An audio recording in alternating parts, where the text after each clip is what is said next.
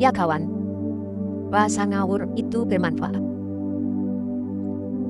Pernahkah kamu merasa stres akibat muncul sebuah masalah yang menyakitkan hati, atau yang menakutkan, atau yang membuat kamu marah, atau kecewa, atau yang membuat kamu sedih dan takut? Dan kemudian satu masalah belum selesai, tiba-tiba muncul masalah baru yang membuat kamu lebih tertekan lagi.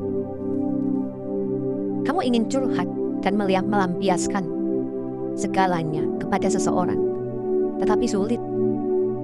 Karena mungkin di sekitarmu tidak ada orang. Kamu pas lagi sendiri.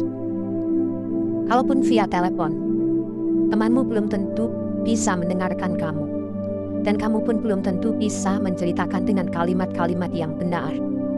Karena pikiranmu sedang kacau akibat tekanan atau stres. Ya kawan, ingatlah, ada Tuhan. Ya, Tuhan bisa mendengar langsung curhatmu, kawan.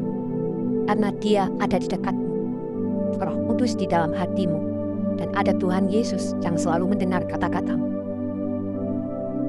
Namun ketika kamu mau curhat dalam doa kepada Tuhan, kamu juga kebingungan, karena kamu sedang dalam keadaan tertekan, stres, sehingga kamu tidak dapat menyusun kata-kata dalam curhat dan doa kepada Tuhan. Nah, kawan, saran saya, tetaplah curhat kepada Tuhan dalam bahasa ngawur. Tuhan paham hatimu, Dia melihat hatimu. Jangan pikirkan kata-kata. Ungkapkan dalam bahasa yang ngawur. Ungkapkan dalam kata-kata yang tidak ada artinya. Ungkapkan dalam kata-kata ngawur, kata-kata yang sekalipun tanpa arti. Itu tidak masalah. Sebab Tuhan tidak melihat kata-katamu. Dia melihat hatimu. Dia paham maksudmu. Dia paham hati dan perasaan. Kamu tidak perlu menyusun kata-kata. Tidak perlu menyusun kalimat-kalimat dalam doa. Ungkapkan segala perasaan. Tuhan paham hatimu. Tuhan melihat hatimu. Itulah manfaat bahasa ngawur. Itu adalah bahasa hatimu. Bahasa perasaan. Nah, baru setelah agak tenang sedikit, kamu bisa selingi dengan kalimat-kalimat pendek. Lalu bahasa ngawur lagi. Lalu bahasa baku yang bisa dimengerti lagi. Terus begitu. Sampai kamu benar-benar puas dengan curhatmu. Kamu bisa lega karena bisa memohon pertolongan Tuhan.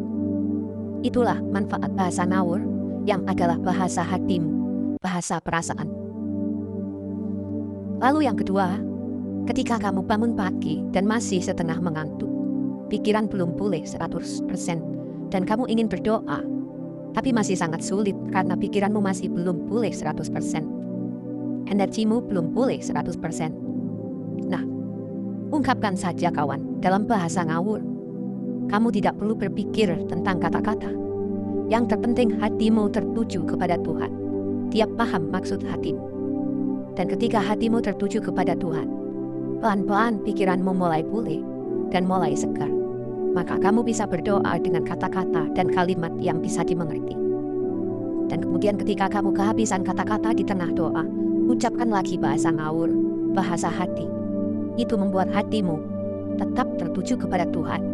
Membuat hatimu lebih tahan lama bersama Tuhan. Lebih tahan lama bersekutu dengan Tuhan. Itulah manfaat bahasa ngawur, bahasa hati. Sebab dalam 1 Korintus 14 ayat 14 dikatakan oleh Paulus, ketika kamu berdoa dalam bahasa hati, bahasa ngawur, hatimulah yang berdoa. Akal budimu, pikiranmu tidak ikut berdoa. Rasul Paulus bangga berkomunikasi dengan Tuhan memakai bahasa hati, bahasa ngawur lebih banyak. Itu dia katakan di ayat 8, bahasa hati.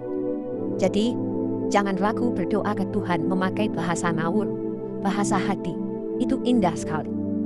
Kamu mampu berkomunikasi dan bersekutu dengan Tuhan lebih lama. Dan itu sungguh indah.